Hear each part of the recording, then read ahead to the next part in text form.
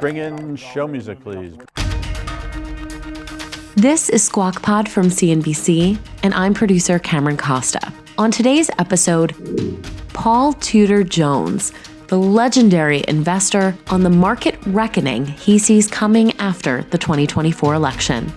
I am clearly not going to own any fixed income, and I'm going to be short the back end of fixed income because it's just completely the wrong price. So if not fixed income, what is he doing with his $19.5 billion portfolio? You've repositioned as if former President Trump wins. Yes. I've moved in that direction. Paul Tudor Jones on the big debt dilemma for whoever is our next president. Between Trump and Harris, you've probably got the two people least suited for the job that's ahead of them. An extended conversation with some unexpected highlights. You son of a bitch. Right. I thought you were my friend. Like lessons from the world of professional wrestling? We're in an economic kayfabe right now. And it's not just the United States, we're in it in the UK, in France, Greece, Italy, Japan. Plus, the rest of today's business headlines, like a win for Nike and a loss for TGI Fridays. It's Tuesday, October 22nd, and Squawk Pod begins right now. Stand Becky by in 3, 2, 1. Cue it, please.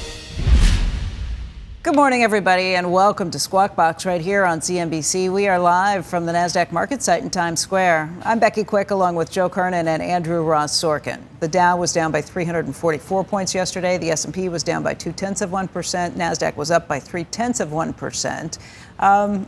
But yeah, it's unusual to come in and see the futures down like this because we've gotten so used to things going up and up and up and kind of melting up for months at this point is what we've been watching in the markets. The stock market's still up, the S&P by more than 20% for the year to date. If you take a look at Treasury yields this morning, they've been creeping higher, and this is something to be paying attention to, too. The 10-year at this point is at 4.2%. The 2-year is at 4.04%, so above 4% for the 2-year as well.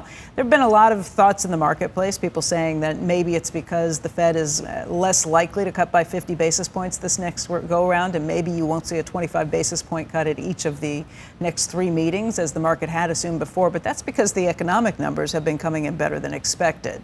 We do have gold hitting another record high. Check it out, $2,746 again for the year. That is up by more than 37%. I guess I mean Comcast was down almost 3.5% yesterday. That is something that I don't know why I happen to watch that, but the Dow, usually it tries to make up losses of 330 points. Well, usually lately is certainly. Yeah, it's been Jamie like a Dimon's beach ball. We are used to things going up. October. It's an October. 420 on the 10-year situation. and new highs on gold. So, yeah, I saw we are. In terms, the deficit's going to be more this year than it should have been. We thought like $2 trillion or something. And lately, it's ramped up a little. And obviously, and the expectations are that no matter who wins, the deficit. Well, certain parts of what I'm seeing on Twitter is that even recently, in recent months, it's actually gone up quite a bit. That is what you do. And part of it is because tax receipts have not. And you'd want to do that before an election too. You'd want to keep things as positive as you possibly can. And the Dow and the averages have been very positive recently. So we'll see. But I don't know. I saw 3.5% on 3.3% on Comcast. It's like it's trying to make its way back to 45, and now it's threatening it down at 40 and change.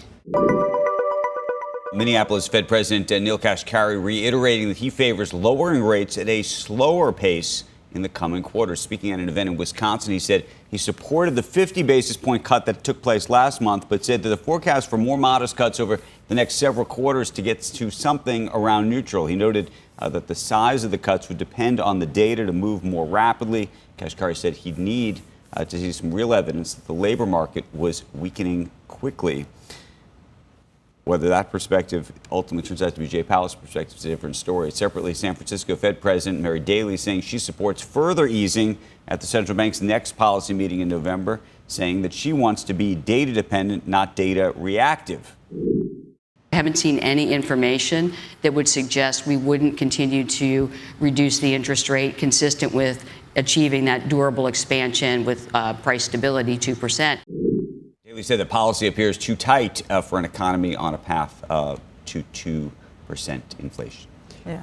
I don't know what Kashkari is anymore. I used to think I knew, and he has gone from, he's been very hawkish, very dovish, very hawkish, very dovish. So what was his latest thing? His latest thing is that he would not be aggressively hawkish. Cutting unless you see a big again. downturn in the jobs market. Right. The job data has been incredibly strong, and that's his kind of reaction to it. Is I'm not going to be on a path for anything other than cautious cuts. But you can't pigeonhole unless him. and until we see a big downturn. Some of them stay the way they are. Yeah. He's a hawk. He's a dove. I don't know what he is now. I think he moves with the data. I mean, if you're looking at the jobs market and saying, if the latest data point, you're stridently one way or the other based on the last data point. I mean. But if you listen to what he actually said, it wasn't that strident. It was like, I'm in favor of cautious cuts. I would not be able to be pushed into the camp of less than cautious cuts unless we saw a big downturn in the jobs market. And that's just, it seems kind of logical. October, and I think we're the ones trying to pigeonhole him and say right. No, I'm right about that. No, I don't. Good news for Nike renewing its uniform partnership with the NBA and WNBA. Company will be the exclusive uniform and apparel provider for both leagues for another 12 years. The last deal with the leagues, which began in 2017, was reported to be worth $1 billion, and a source familiar with the new contract characterized it as much bigger than the previous deal. And next on the agenda for new Nike CEO Elliott Hill, the NFL's deal with Nike. It expires after the 2027 season, but the league has opened up the process to other bidders. A source telling CNBC that the NFL is already in talks with several companies interested in competing for that agreement. 12-year contract, that's a pretty big deal. It's like what NBC has with the Olympics. Nice long contracts, but they clearly pay up. They have the right to do those things. Yesterday, or earlier this week, maybe it was yesterday, Adidas, Mahomes, that's their idea for how to take on it. That might be a pretty good, he's pretty amazing. And there's a story in the day that the Chiefs are the best team, but they do it in a boring way. But he's such a rainmaker. However you win. Yeah. Such a rainmaker. He had a bad night or a bad day the other day, and still, when he's in trouble, he's not in trouble. He's like headed for the end zone. He's really a special player. And they already won 2 straight. It's going to be, when's the last time someone won 3 Super Bowls? And they're undefeated. That's a good question. Undefeated again this year, although Ravens looked good last night. Jets did not look good. No, Aaron Rodgers, I think he's just going to go, you know what, who needs this? He's 40 years old. Do you know what, if a 280-pound person is going full speed and hits you and throws you to the ground, that could happen to me once. And then I'd be done for the season. I Don't would you agree think? with that. And it happens to those guys 6, 7, 8 times in a game. It's hard. Privately held TGI Fridays is seeking new financing as the casual dining chain prepares to file for bankruptcy protection. That comes after a planned acquisition of the company by its largest franchisee, and that fell through last month when the company's management breached the terms of some bondholder agreements, and it was forced to turn over control of some assets to an outside manager. This affects me more than... You a TGI Friday more than goer? Boston, or it was a long time ago. But yeah, but not anymore. Occasionally, it's been a couple of years, but more so than Red Lobster, which you act like you actually went to, which I disputed your assertion that you. I totally believe it. Andrew likes to frequent places that are right in the area. Yes, I stay right here. I don't like to go that far. When we decided on Olive Garden, you had a date there, and the waitress came on to you. Did I remember that correctly? That is also true. But I don't know why we need to tell the audience that from a long time ago. Because you remembered it because it was the only time it happened ever in your life. That's true. And you mentioned it last time. And you remember it because never it's never happened to you. It's never happened. It's never happened to me. Cheese will be next. Coming up, our interview with legendary investor Paul Tudor Jones. Financial crises percolate for years.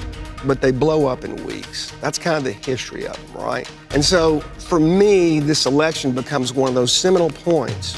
Why he won't own fixed income, but he's long the Nasdaq and commodities, and how he's thinking about our country's debt to GDP. And the question is after this election, will we have a Minsky moment here in the United States? Plus a post-game of that interview with the Squawk Box team. He was saying the quiet part out loud. This is what people won't say about the Treasury markets. We'll be right back.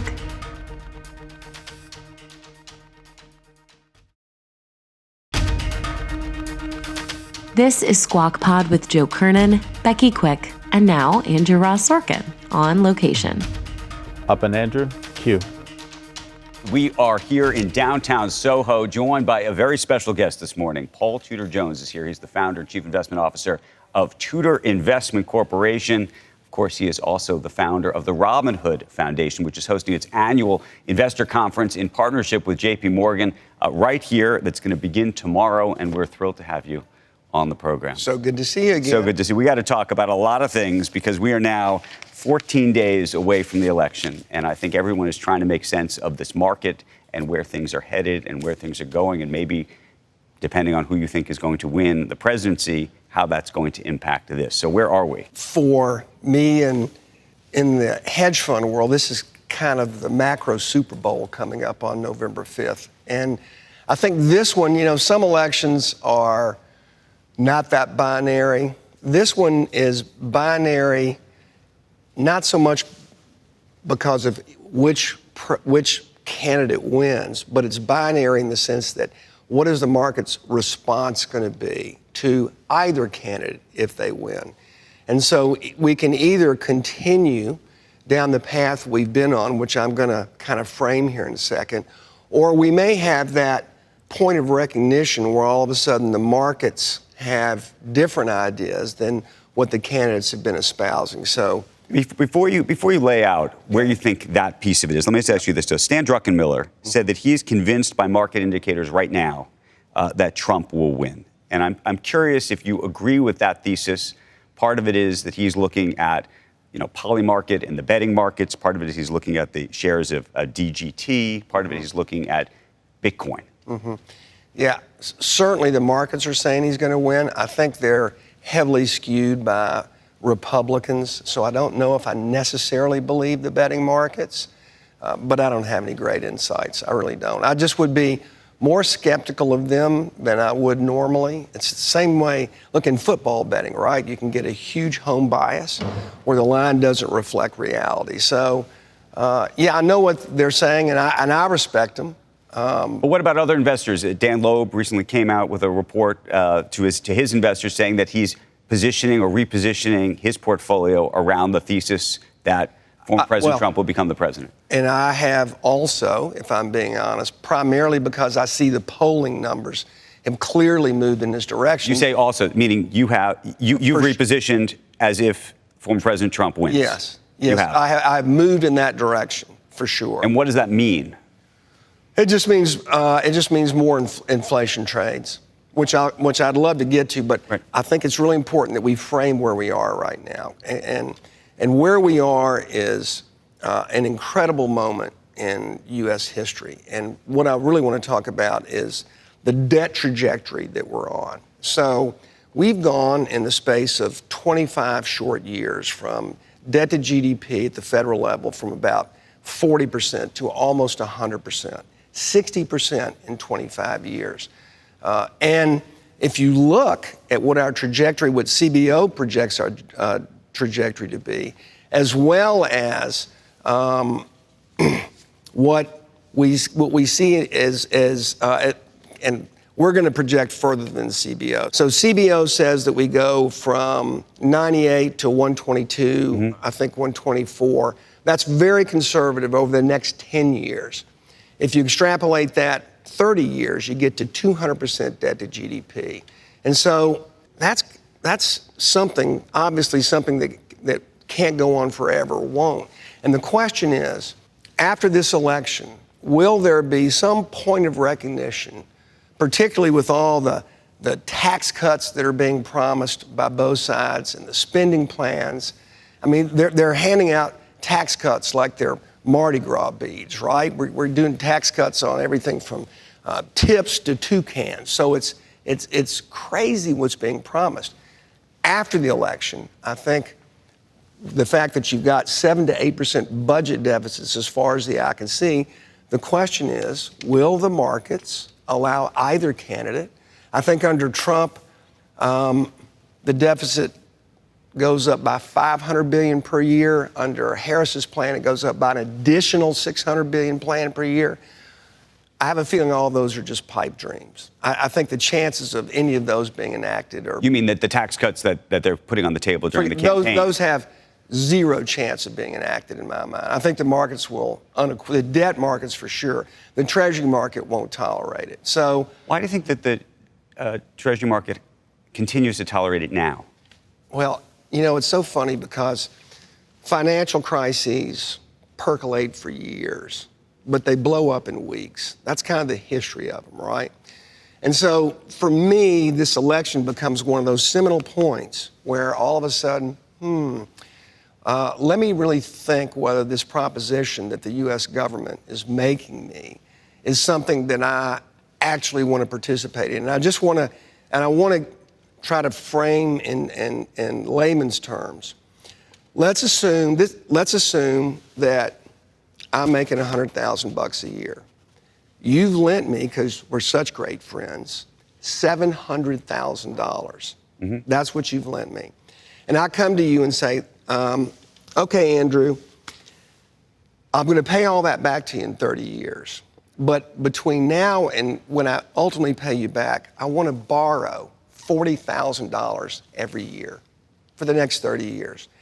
And then at the end of 30 years, I'm going to pay the whole thing back. Would you lend me that money? Unlikely. You son of a bitch. Right. I thought you were my friend. Well, this is the problem that we have. Okay, so that's actually the proposition that the U.S. government makes to every bondholder today. That's the exact same proposition. So think about this. We owe $35 trillion. Our tax take is $5 trillion. So we owe 7 times what our tax take will be this year. Our revenues will be this year. And our deficit is $2 trillion, and it's $2 trillion right now as far as the eye can see.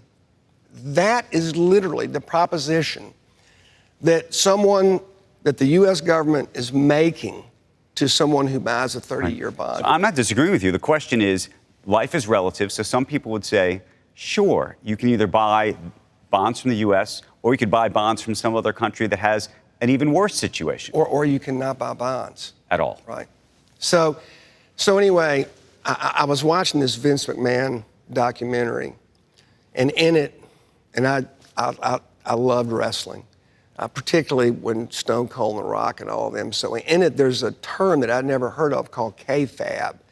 And in wrestling parlance, that represents the unspoken, unwritten, tacit agreement between the wrestlers and the fans about the illusion that's going on in the ring, the suspension of disbelief that what's going on in the ring is actually, we know it's scripted and we know it's a performance, but they ask us to think it's genuine and real. And so that's what you think this is? Yeah, we're in an economic kayfabe right now. And it's not just the United States, we're in it in the UK, in France, Greece, Italy, Japan being the biggest of all. It's this economic kayfabe. And the question is after this election, will we have a Minsky moment here in the United States in U.S. debt markets? Will we have a Minsky moment where all of a sudden there's a point of recognition that what's going to happen or what they're talking about is actually fiscally impossible, financially impossible? So are you betting on a Minsky moment? I am clearly not going to own any fixed income, and I'm going to be short the back end of fixed income because it's just completely the wrong price. But I just want to add one more thing. Yep.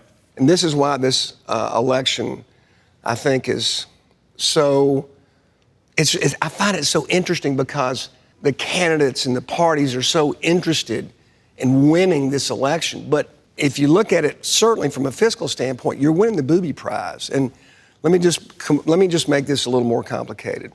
In addition to the problems that we have fiscally, the United States has a net international investment position that is negative 80% of GDP. And so minus 80% of GDP, it's roughly over 20 trillion. And that kind of shows, that traces the history of our net international investment position. So let me define that real quick. It means foreigners own $20 trillion more of U.S. assets than we own of foreign assets. That's how you get to the minus 80% or the 20 trillion. How do we get there? It's actually a good thing. Why do we have so many of our assets owned by the rest of the world? Because we're the leader in technology. Right. We're the greatest arena for free markets that there is. We promote and engender. Can I use that word today, engender? We promote and engender. We promote and engender entrepreneurialism.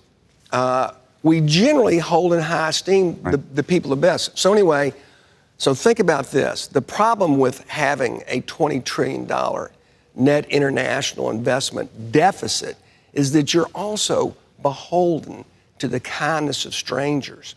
So now we're going to have this election. The next president's going to come in, whoever that is, and they're looking at, okay, I've got $20 trillion that could have wings on it, as well as I've got a fiscally unsustainable path.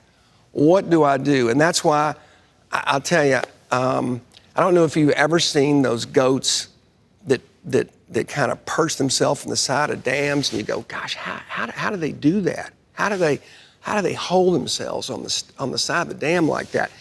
That's what I think the next administration, whoever it is going to be facing. You're going to have the smartest and the most sensitive president, Treasury Secretary. That Treasury Secretary damn well better be from Wall Street, no markets. It cannot be a corporate head who does not understand the plumbing of the financial system. So who do you think is going to get you that Treasury Secretary? I don't know. And frankly, and then let me just say one last thing. And our Fed chairperson, our Fed chairman, and the next chairperson after that, the three of them have to be brilliantly connected to be able to stick this landing. Because again, if I look at debt to GDP, the path that we're on, it's rising faster than the ocean. Okay, but let me ask you this, because also the only way to solve this is to figure out a way to raise enough money where at least the math starts to make some semblance of sense. Yeah, but before, let me just quickly show where we are in terms of our tax take relative to the rest of the world. And it goes from the U.S. at the lowest end, 29.3% of GDP is what our tax take is, to France at the highest end. And you can kind of see there's Canada, Japan, the UK.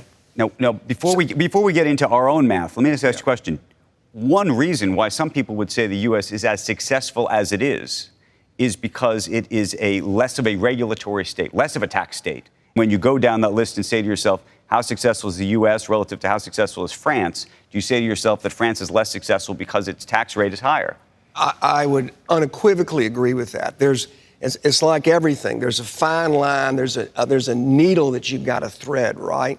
You could also say one of the reasons why the U.S. is so dominant is because we fast-forwarded so much future income by spending so much in a deficit standpoint, right? And it's really occurred, to be frank with you, the guy that started it was Trump, right? He inherited a 3% budget deficit in 2016. In 2019, that was close to 5% pre-COVID.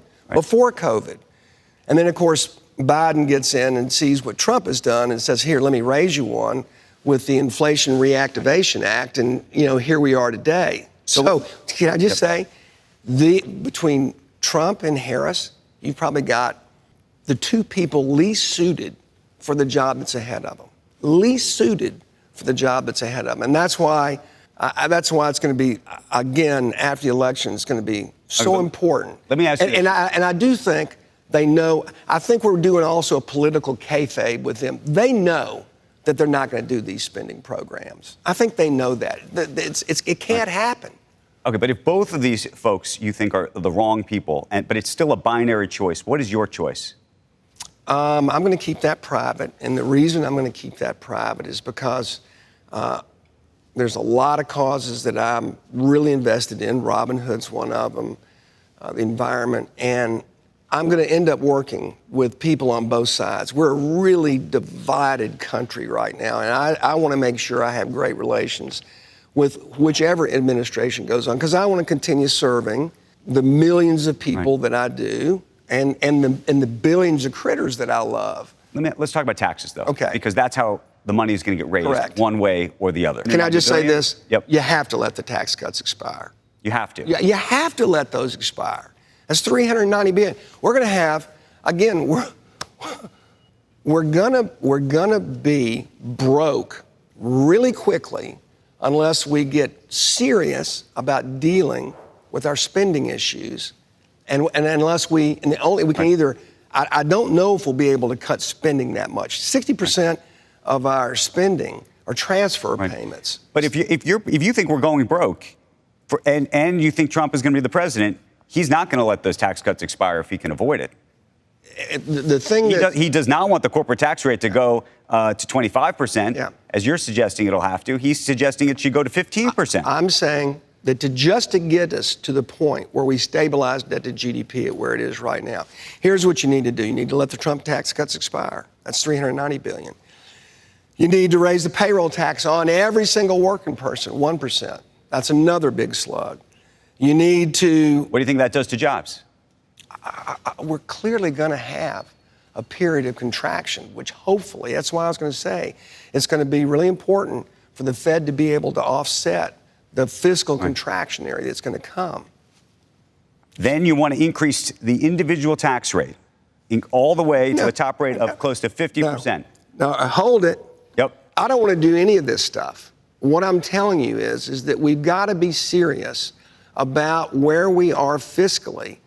And so I'm giving you, there's a whole set of options, right? We could go in and cut 25% of the federal workforce. Some people may do that.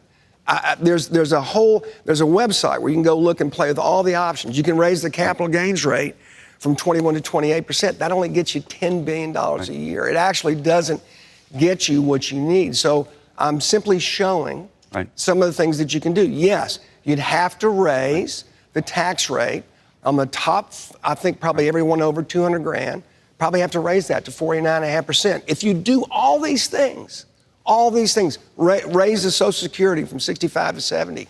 If you do all these things, means test, Medicare, if you do all these things, all you do is you get to a primary balance. What that means is you stabilize debt to GDP. You're still actually increasing your debt. Right. You're still actually increasing it because it excludes the interest costs, which, oh, by the way, the interest bill this year is larger than every single line item except Social Security. It's larger than defense spending, larger than Medicare. I want to talk about why you're here, which is Robinhood and this conference. But before I do that, is this, given all of the things you're saying, are you off buying gold and Bitcoin and hiding somewhere? I think all roads lead to inflation. We're going to end up, But does all roads lead to inflation, therefore gold is a good investment? Is Bitcoin a good investment to you? I'm long gold. I'm long Bitcoin. I think commodities are so ridiculously underowned. So I'm long commodities. I think most young people find their inflation hedges via the Nasdaq. That's also been great. It's probably some combination. I probably have some basket of gold, Bitcoin, commodities, and Nasdaq, something like that. And I would own zero fixed income. If I had my cash, it'd be very short term. The playbook to get out of this, you see it in Japan right now. They have 2% inflation, 30 basis points overnight. They don't want to raise rates. The playbook to get out of this is that you inflate your way out and you have a small tax on the consumer and you run interest rates and nominal growth rate, interest rates below inflation and nominal growth above inflation. And that's how you reduce your debt to GDP. So you're going to have the Fed they should be easy. They should be easy. You want them to cut. So just real quickly, every 100 basis points, given where our debt to GDP right now, Every 100 basis points is worth about $90 billion a year to the deficit. $90 billion. So yes, if we're trying to stabilize debt to GDP, we want to run the most dovish monetary policy that we can without letting inflation become too much of a tax on the citizenry. So yes, all roads lead to inflation. That's historically the way every civilization has gotten out, is they've inflated away their debts. We're going to run out of time, but I want to talk about this because this is also your Super Bowl of the year. Best day of the year, best day of the fall. And that's our investor conference. It's sold out. It's fantastic. We've got everyone from Seth Klarman, Jamie Dimon, David Einhorn, Bill Gates finishes at the end of the day. I have a great talk with Ken Tropin. Most importantly, you have to think about, I think about Robin Hood and I think New York this way. You're only as strong as your weakest, the chain's only as strong as the weakest link. The weakest link in any society are the most needy, the underserved, the people who are at the bottom. So that's what we do. We're the spear point for helping those people in this city so we can keep a strong city and a strong society. Paul Tudor Jones, KFAB, right? That's the phrase. Economic KFAB. Economic KFAB. Fascinating. Thank you for this. Appreciate it very, very much. Thank you so much. You bet.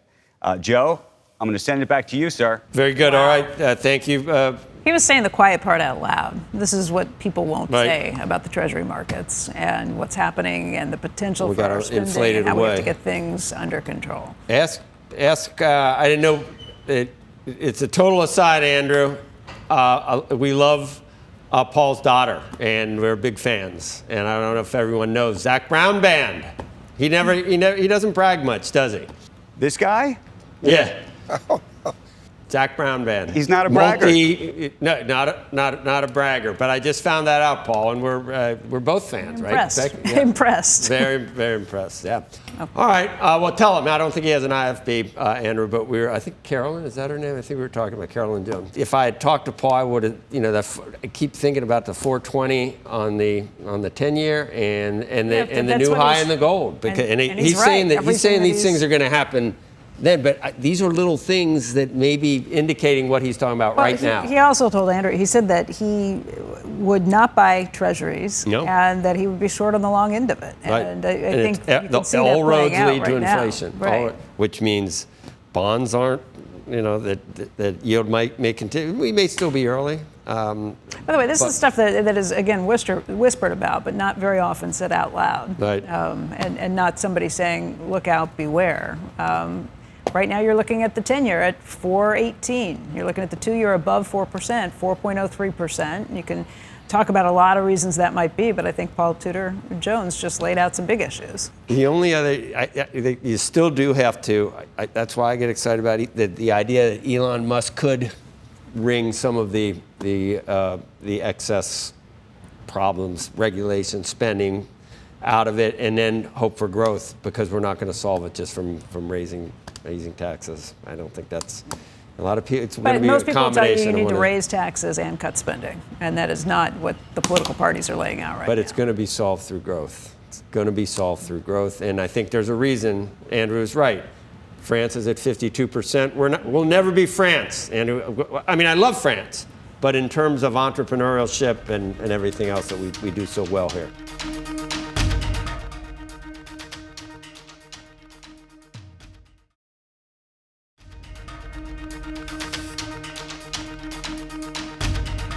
That's Squawk Pod for today. Thank you for listening. Squawk Box is hosted by Joe Kernen, Becky Quick, and Andrew Ross Sorkin weekday mornings on CNBC starting at 6 Eastern and going all the way until 9 a.m. You can get the best of that 3-hour TV show right into your ears in this easy to listen to and shorter than 3 hours podcast. All you have to do is follow Squawk Pod wherever you're listening now. We'll meet you right back here tomorrow. We are clear. Thanks, guys.